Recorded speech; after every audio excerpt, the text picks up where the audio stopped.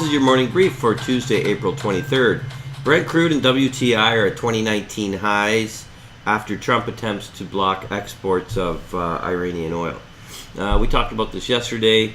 Trump is very politically motivated to make life difficult for Iran.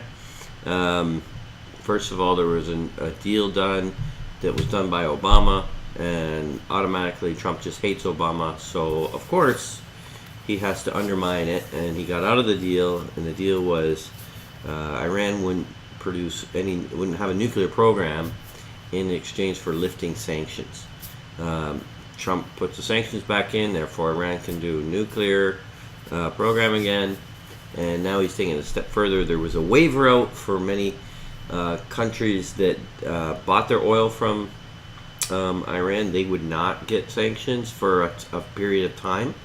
But if they continued to do that after the waiver period, then they would get sanctions. And there was 8 major countries: Japan, China, Taiwan were 3 that I remember. There's some other big ones in there too.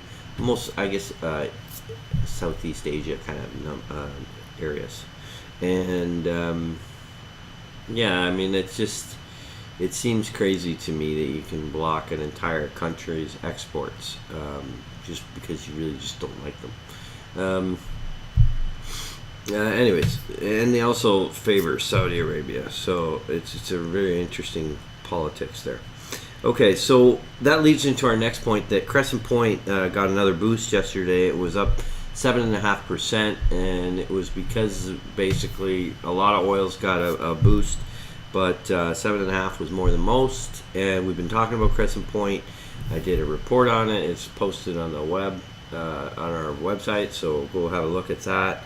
And it's been acting really well lately, but I think there's just more to go.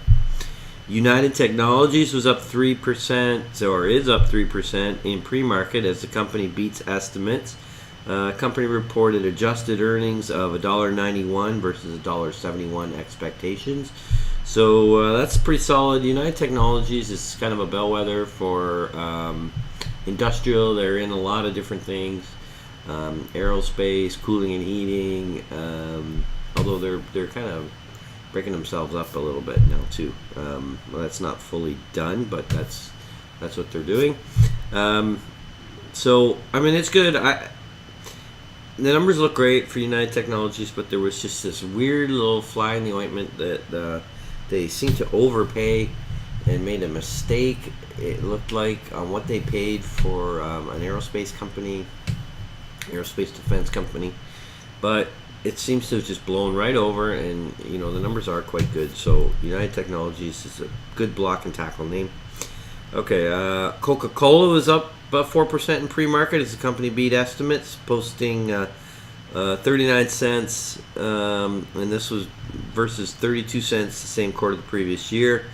Volume was up 2%, while revenue was up 5%. So, yeah, so there we go. Volume meaning units sold was only 2%, so they got the rest of the revenue growth through higher price increases. And Coke's pretty good. I think Pepsi's actually much better. I don't think Coke actually screens that great in our work. And I mean, this was a nice little quarter, but overall Coke is actually not as strong as it used to be. It used to be, just an absolute powerhouse, but it's not the company it used to be. So, I mean, good for them. You got to talk about it. It's a big consumer products company, but it's not for me. Procter & Gamble beats top and bottom line. Shares are down a fraction of a percent, though. So, I mean, this is just normal trading, to be honest. Procter & Gamble's rock solid. I see nothing too scary in it. It's the kind of company you kind of put in your core portfolio and forget about it. And this, one little quarter doesn't change anything. And, it was a beat anyway, so it shouldn't really change your mind. In the NHL, the Dallas Stars eliminate Nashville Predators, while Hurricanes force a Game 7 versus the Capitals. We have 2 Game 7s tonight. We have the Toronto Maple Leafs taking on the Boston Bruins, and San Jose taking on the Vegas Knights. In the NBA, the Bucks sweep the Pistons, Well, Utah staves off a sweep from the Rockets. So interesting action in the NBA as well. Okay, that's your morning brief for Tuesday, April 23rd. Let's go find some gems.